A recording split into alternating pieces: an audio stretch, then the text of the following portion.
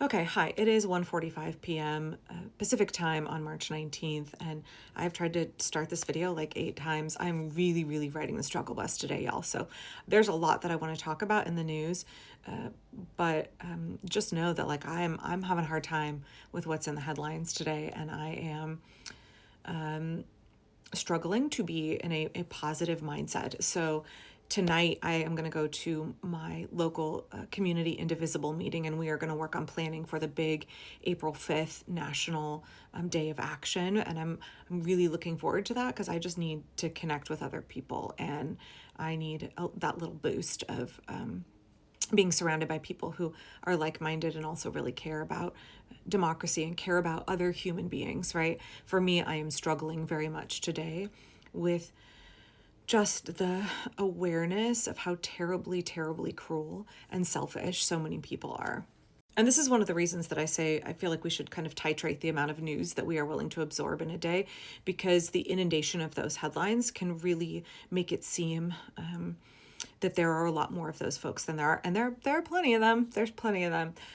But when the headlines are all going to be negative and they are going to be about the fantastically cruel acts that people are undertaking and the tremendous greed that people are, I would say, succumbing to, but maybe just like fully embracing, we can get this really skewed vision of what our communities are like and what the American people are like. And I think that can make us cynical. And I am somebody who is very much opposed to getting sucked into cynicism. I don't think that it's helpful. I think it's very defeatist. It really feeds our apathy.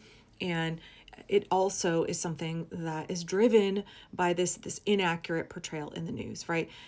Not that the news is being inaccurate, but just that nobody is reporting on the small kindnesses that our neighbors are doing for each other. Heck, we're not even seeing the news media being willing to report on large-scale protests, right? Like thousands of people getting together to protest the violations of human rights, the injustices, the suffering that other Americans and people around the world are experiencing. Like that is happening on a daily basis, and the news isn't covering it. So of course they're not going to cover like the small interactions that really give us hope for humanity and help us keep going. And I do want to talk about the protests in a video today. I will definitely make time to talk about that because that is something that needs to be covered more. So I made a video yesterday. I think it's on my backup on TikTok about whether or not we are experiencing an extinction burst, because I see people talking about this a lot. Oh, That's Rich talks about it.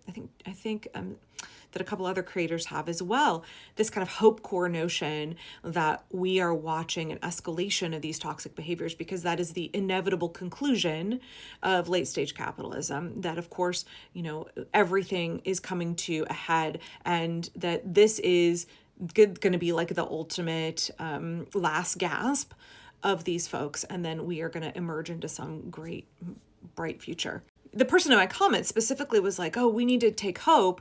These guys are going to run themselves into the ground, and then we're about to enter into an era of, like no more racism and misogyny, and we're all going to hold hands and sing Kumbaya, and it's going to be, world peace or whatever, was sort of the tone of that comment. And I was like, whoa.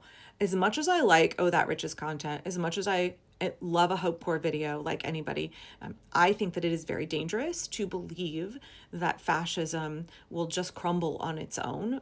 That doesn't play out historically. If we look at fascist movements, they don't just peter out or implode. They don't manage to very quickly dissolve themselves in a pile of infighting goo. Like that doesn't happen. It's as leftists that we tend to be the ones who tear ourselves down from infighting, and that what defeats fascism is the people having large numbers of us, sufficient quantities of us, actively resisting and pushing back and stopping, because ultimately we the people have the control, right?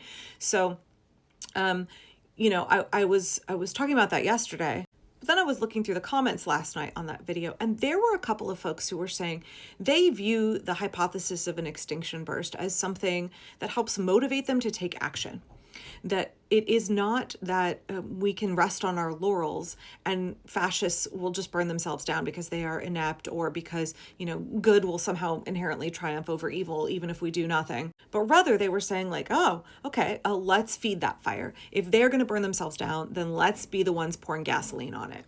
And I appreciate that. So for them, it is sort of giving them motivation to act, motivation to want to become involved.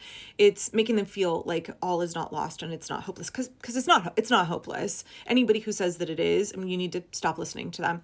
Anybody who is a doomer, who has a vested interest in saying like, give up, don't try, don't do it, just let fascism roll right over us. They're not somebody to be trusted, and you should not be letting their words into your head and your mind and your heart. Like, don't listen to doomers. So after I read those comments last night, I was listening to Heather Cox Richardson's podcast for the day, her video YouTube podcast episode, vidcast, whatever you call it. And I really, really appreciate her videos because as a historian, she has decades worth of experience being steeped in the history of America.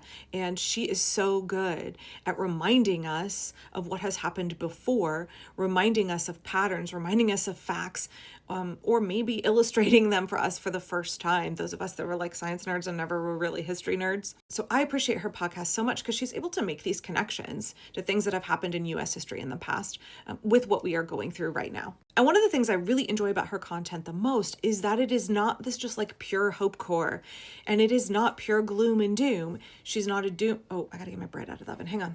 Okay, where was I? I really love the fact that Heather has this balance of she's not going to bullshit you. She is not going to try and sugarcoat things. She will tell you this is a really dire situation. We are really going through it now, and the stakes could not be higher.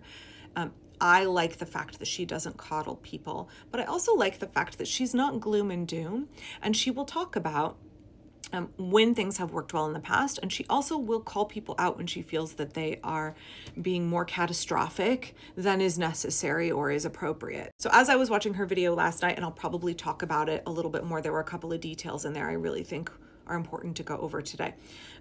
But as I'm watching it, and she is given the good and the bad, she is being very realistic on both sides, like where to be hopeful and also where we should be concerned, but then not demoralized, we should take action. I was thinking about those comments on that Extinction Burst video that I made, and how necessary it is to have things that keep us motivated, keep us engaged, give us hope, and that in this struggle that is going to be long, and there is just such a tidal wave of negative information that is meant to overwhelm you, terrible, horrible things, inhumane things that this regime is doing that are meant to completely demoralize you and get you to give up, to be hopeless, to be paralyzed, to be overwhelmed. That we really need those things that are kind of rekindling our hope and our motivation. And as long as those are bits of information or visualizations or little Hope Core videos that are prompting us to act instead of prompting us to feel like there's a savior coming, because there is no savior coming. I've said it since November 6th. We, the American people, have to save us. It is us who will save us. And I think that is one of those like Hope Core empowering messages, that like our fate, our future is not in the hands of some career politician. It's not in the hands of some wealthy person who's done nothing their entire life but uphold the system. It is us, the American people, right, who get to fix this. So I just want to say, like, even though I am riding the struggle bus today, I know it is temporary, and I know when I get to feeling like this, that it is up to me to take action, to provide myself with the encouragement and the motivation that will keep me going. None of us have the luxury of being overwhelmed, and none of us have the luxury of giving up right now. Like, that is just not an option. It is not an option. So it is up to me to take care of myself and to like touch base with myself and say, hey, am I getting to a place where I am just really pessimistic and really overwhelmed?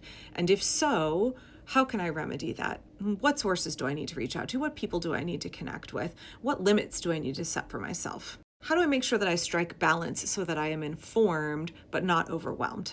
How do I balance those Hope Core videos with making sure that I am still motivated to act, that I don't slide into passivity and let my freedom slip through my fingers? That's sort of where I'm at today. So I'm going to be careful with what I say, but just please know I will try not to be in too much of a funk. I will try not to sound too despondent, because I'm not. I'm just, it's the ebb and the flow. We all have better days and we all have harder days.